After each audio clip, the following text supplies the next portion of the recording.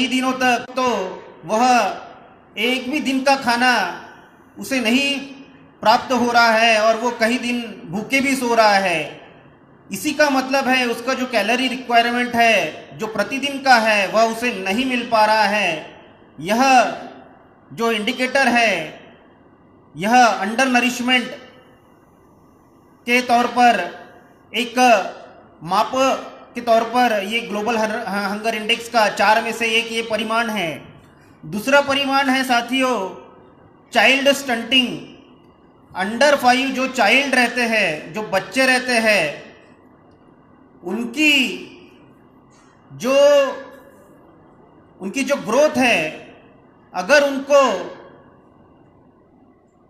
निरंतर भूखमरी का सामना करना पड़ रहा है, निरंतर अगर उन्हें क्वालिटी फूड नहीं मिल रहा है, निरंतर उन्हें खाना नहीं मिल रहा है, तो ऐसी समय में उनकी जो वाढ़ है, जो उनकी ग्रोथ है, वह जो उनकी हाइट बढ़नी चाहिए, जो उनको कैलोरीज जो खाने के वजह से प्रॉपर डाइट की वजह से जो उनकी हाइट बढ़नी चाहिए वह नहीं बढ़ती है।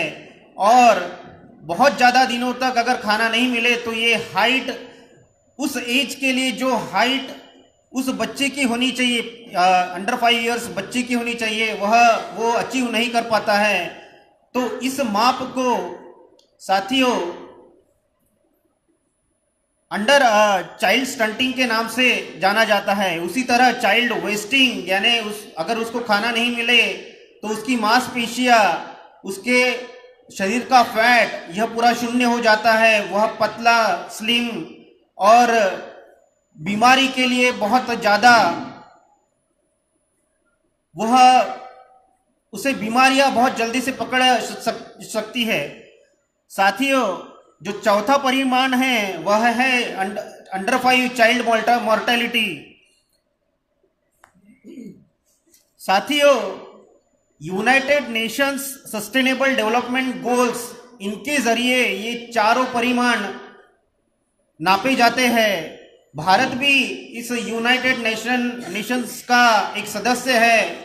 इसका मतलब है कि भारत को भी ये जो परिमाण है इनसे कोई दिक्कत नहीं है, इनसे जो ग्लोबल हंगर इंडेक्स का जो मूल्यांकन हो रहा है उससे कोई उनको शिकायत नहीं है, क्योंकि यह United nation sustainable development goals के ही परिमाण है। साथियों ग्लोबल हंगर इंडेक्स अगर इसका परिमाण ज़्यादा रहता है, अगर इसका वैल्यू ज़्यादा रहता है, इसके क्या कारण हो सकते हैं? इसके कारण है खाने का सप्लाई ना होना, खाना प्रॉपर तरीके से नहीं मिलना। दूसरा बाइंग कैपेसिटी कम होना। तो अगर आपके पास पैसे कम है तो आप कॉम्प्रोमाइज करेंगे और आपको आपके शरीर को जो खाना चाहिए वो खाना न खाते हुए सिर्फ जो पेट भर सके, जो आपको सटाइटी की फीलिंग दे सके, वह खाना, निकृष्ट दर्जे का खाना आप खाएंगे। तीसरा ग्लोबल हंगर इंडेक्स अगर हाई रहता है उसका कारण है साथियों छोटे बच्चों को जो स्वास्थ्य सुविधाएं है वह उस प्रमाण में नहीं मिल पा रही है जिस प्रमाण में वह मिलनी चाहिए। चौथा बच्चों के आजू बाजू का या समाज में जो साफ सफाई का जो काम होना चाहिए, साफ सफाई नहीं है, गंदगी है, ऐसे इसमें खाना जो है वह प्रॉपर तरीके का न्यूट्रिशन नहीं मिलेगा। और इन सभी का कॉम्बिनेशन यह हाई ग्लोबल हंगर इंडेक्स के कारण को और देशों को इस स्थिति में लाने के लिए मजबूर कर देता है। साथियों अब जब ये ग्लोबल हंगर इंडेक्स प्रसारित हुआ तो भारत का इन ग्लोबल हंगर इंडेक्स के ये 4 परिमाणों में क्या इनका आउटपुट था, भारत का क्या आउटपुट था? तो साथियों इन 4 परिमाणों में चाइल्ड वेस्टिंग यानी जो वजन उम्र के मुताबिक या हाइट के, चाइल्ड के हाइट के मुताबिक जो उसका वजन होना चाहिए वह बहुत निग्लिजिबल है, बहुत कम है। इस परिमाण पे भारत का जो इंडेक्स था वह 18.7 था। साथियों 15% से ज़्यादा अगर यह परिमाण रहता है तो इसे बहुत ज़्यादा सीरियस माना जाता है। और भारत में यह परिमाण 18.7, यानी जो बाकी सदस्य देश है, जो ग्लोबल में जो जितने भी देश है उनमें यह सबसे ज़्यादा पाया गया। दूसरा जो परिमाण है चाइल्डहुड स्टंटिंग, यह भारत का 35.5 यह नापा गया। यह भी परिमाण वेरी हाई रिस्क कैटेगरी में आता है साथियों। तीसरा जो परिमाण है प्रोपोर्शन ऑफ अंडर नरिशमेंट, यह जो परिमाण है इसका वैल्यू जो भारत ने परफॉर्म किया उसका वैल्यू 16.6% था, जो मीडियम रिस्क में आता है। मीडियम रिस्क यानी अभी भी हम रिस्क के बाहर नहीं है, हमारी अभी भी बहुत बड़ी आबादी रिस्क में है जिसे खाना नहीं मिल पा रहा है। और साथियों जो उसका चौथा परिमाण था अंडर 5 चाइल्ड मॉर्टेलिटी, उसमें भारत का जो परफॉर्मेंस था वह 3.1% है, यानी कंपैरेटिवली कम रिस्क है लेकिन रिस्क से बाहर नहीं है।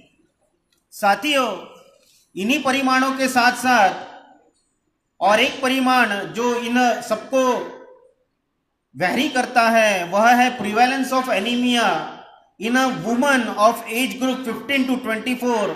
यह जब परिमाण नापा गया तो यह भारत में इसका प्रदर्शन more than 50% of Indian women in the age group of 15 to 24 यह एनीमिक पाई गई, यानी इनमें हीमोग्लोबिन की बहुत कम मात्रा पाई गई। अगर माँ का या इन महिलाओं का जो बच्चों को जन्म देने वाली है अगर इनमें न्यूट्रिशन नहीं है और अगर एनीमिया है, खून की मात्रा बहुत प्रमाण में कम है, तो इनसे जो बच्चे बर्थ करेंगे वह भी लड़ाई करने में या किसी इन्फेक्शन से लड़ने में सशक्त नहीं रहेंगे और अंडर 5 चाइल्ड मॉर्टेलिटी हमारी भारत में ज़्यादा से ज़्यादा बढ़ने के चांसेस है। साथियों जब यह ग्लोबल हंगर इंडेक्स प्रसारित हुआ तब भारत गवर्नमेंट ने इसे सिरे से नकार दिया।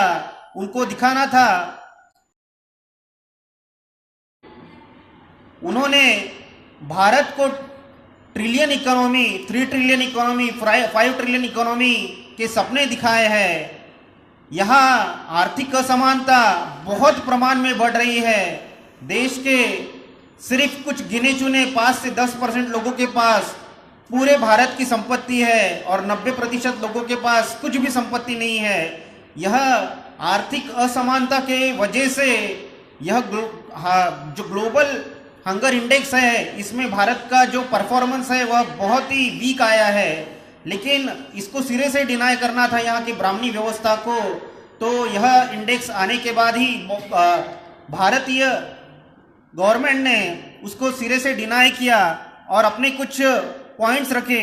साथियों इस ग्लोबल हंगर इंडेक्स को सिरे से डिनाई करने के लिए पहले तो उन्होंने कहा कि यह जो निर्देशांक लाया गया है ग्लोबल हंगर इंडेक्स, इसकी मेथोडोलॉजी, ये जो कार्य करने की जो पद्धति है या जो भी मेथोडोलॉजी है वह प्रॉपर नहीं है। साथियों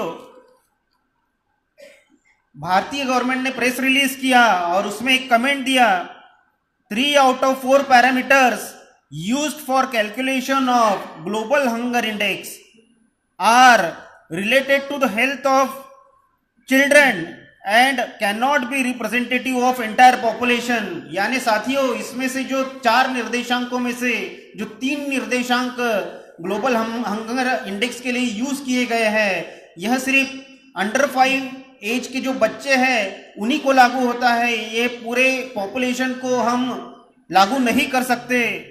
दूसरा जो स्टेटमेंट इन्होंने निगेट करने के लिए दिया साथियों वह है the 4th and most important indicator, that is the proportion of undernourishment population is based on opinion poll conducted on a very small sample size of 3000 people। यानी 3000 लोगों का पूरे भारत में से एक ओपिनियन पोल लिया गया अंडर नरिशमेंट के लिए, जो चौथा इंडिकेटर है। और ये जो 3000 लोगों से जो ओपिनियन पोल लिया गया यह पूरे भारत को लागू करना यह बराबर बात नहीं है। यह निगेट करने के लिए गवर्नमेंट ने, भारतीय सरकार ने यह प्रेस रिलीज किया साथियों। अगर देखा जाए इसी वाक्य पर, अगर थोड़ा सा देखा जाए और हम ईवीएम पर आए तो साथियों, सुप्रीम कोर्ट ने 8 अक्टूबर 2013 को ईवीएम से चुनाव पारदर्शी नहीं हो सकते, फेयर नहीं हो सकते, फ्री नहीं हो सकते और ट्रांसपेरेंट नहीं हो सकते, यह निकाल दिया, रिजल्ट दिया और वीवीपैट मशीन लगाने की घोषणा किया।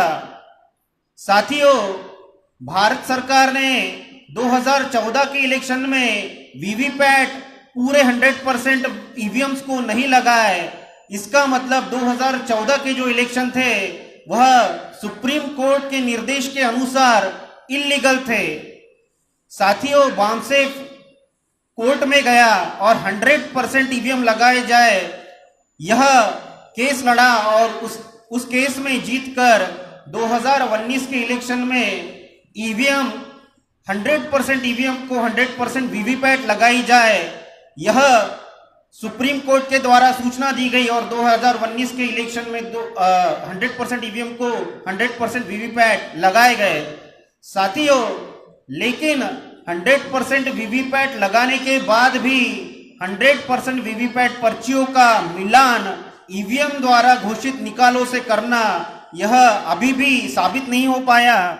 और ये जो यहाँ स्टेटमेंट दिया गया है कि 3000 लोगों का ओपिनियन पोल लेके पूरे इंडिया को एक्स्ट्रापोलेट नहीं किया जा सकता ग्लोबल हंगर इंडेक्स, यह भारतीय गवर्नमेंट की एक संस्था अगर ये दे रही है, यह कारण दे रही है ग्लोबल हंगर इंडेक्स को निगेट करने के लिए, तो यह सेम लॉजिक जो है, जो रैशनल है, वह ईवीएम कमीशन के ऊपर भी लागू होता है, जो 100% वीवीपैट का पूरे तरीके से काउंटिंग ना करते हुए सिर्फ 0.5 या 0.3% काउंटिंग करके वह पूरे निकालों को वह लागू करता है।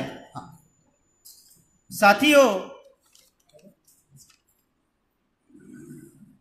ये जो भारत सरकार ने जो तर्क दिए, यह तर्क सिरे से खारिज होते हैं, क्योंकि ग्लोबल हंगर इंडेक्स के लिए जो एनजीओ, जर्मनी और आयरलैंड की जो एनजीओ है, वो जो डाटा संकलित करती है, वह यूनाइटेड नेशंस के data, UNICEF, UN food and agriculture organisation और international fund for agricultural development, इन संस्थाओं से लिया जाता है। और ये संस्थाएं, ये जो आंकड़े हैं, ये जो भारत सरकार जो उनके ऑफिशियल आंकड़े रिलीज करती है, उन्हीं से इन संस्थाओं को, यूनाइटेड नेशंस की संस्थाओं को ये आंकड़े मिलते हैं। और यही आंकड़े, यह जो नॉन गवर्नमेंट ऑर्गेनाइजेशंस है जो ग्लोबल हंगर इंडेक्स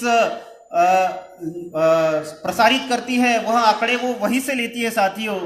तो ये जो निगेट करना कि यह नॉन गवर्नमेंट ऑर्गेनाइजेशन आयरलैंड और जर्मनी की यह आंकड़े अपने खुद बता रही है, यह सिरे से गलत हो जाता है साथियों।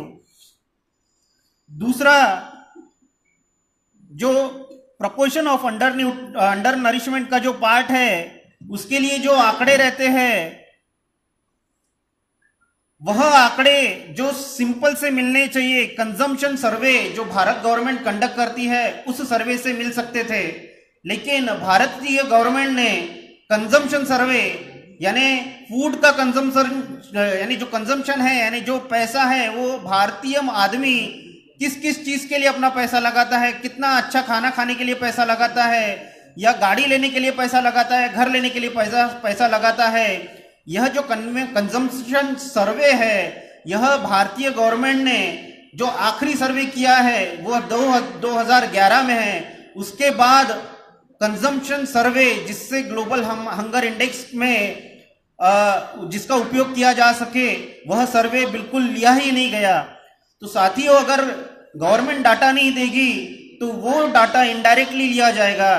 तो ये बाकी आंकड़ों से यह डाटा लिया गया है।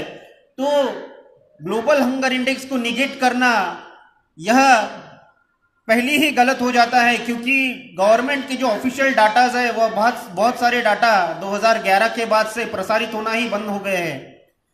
साथियों, जो यहाँ की ब्राह्मणी व्यवस्था है वह सिरे से यहाँ की भूखमरी को निगेट करती है। हमें पता है, हमने कुछ दिनों पहले एक न्यूज भी सुनी थी कि झारखंड में एक 11 वर्ष की लड़की अपनी मां के कोख में भात चाहिए भात चाहिए भात भात करते हुए, उसे कई दिनों से भूख लगी थी, उसे खाना नहीं मिला और वह भात भात करते हुए अपने मां के कोख में ही उसने दम तोड़ दिया। यह इतनी संवेदनशील न्यूज है। यह सीधे सीधे बताती है कि भारत में आम जनमानस, SC ST OBC converted minorities और महिलाओं की क्या स्थिति है। तो ग्लोबल हंगर इंडेक्स यह माध्यम को निगेट करने के बजाय साथियों, इनसे जो हमें डाटा मिला है, इसमें हमें काम करके किस प्रकार आर्थिक असमानता जो भारत में इन दशकों में और ज्यादा बढ़ी है वह कैसे कम की जाए, इसकी ओर भारतीय सरकार ने और जो सत्ता में जो भी विचारधारा है उसने ध्यान देने के बजाय इस ग्लोबल हंगर इंडेक्स को निगेट करना, यह संविधान के प्रति अनादर है, भारतीय लोगों के प्रति अनादर है। इस मौके पर साथियों, मैं यही अपेक्षा करूंगा कि ग्लोबल हंगर इंडेक्स इसके प्रति जागरूक होकर हमारी यहाँ की व्यवस्था हमारे नागरिकों के लिए, यहाँ के बहुजनों के लिए काम करे और यह जो बढ़ती हुई आर्थिक खाई है इसको कम करने की कोशिश करे। साथियों, आपने मुझे ध्यान से सुना, इसके लिए मैं आपका धन्यवाद देता हूँ। जय मूल निवासी, जय भीम।